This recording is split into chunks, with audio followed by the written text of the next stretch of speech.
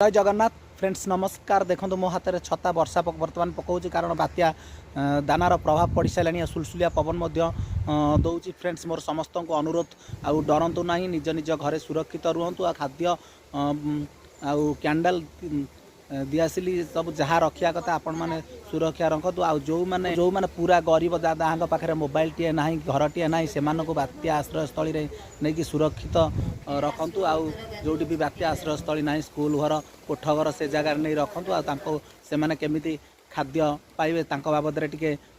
help करूँ आउ मोर एति अनुरोध ए बात्या तो बात्या दाना भितरकनिका लैंडफॉल करवा एते पवन जीवनी बोली जहाँ न्यूज अनुसार जनाऊँ जे बहुत पवन हेनी जहाँ हो प्रभु जगन्नाथ आपण मानक सुरक्षा देवे समस्त को सुरक्षा देवे भय करंतु ना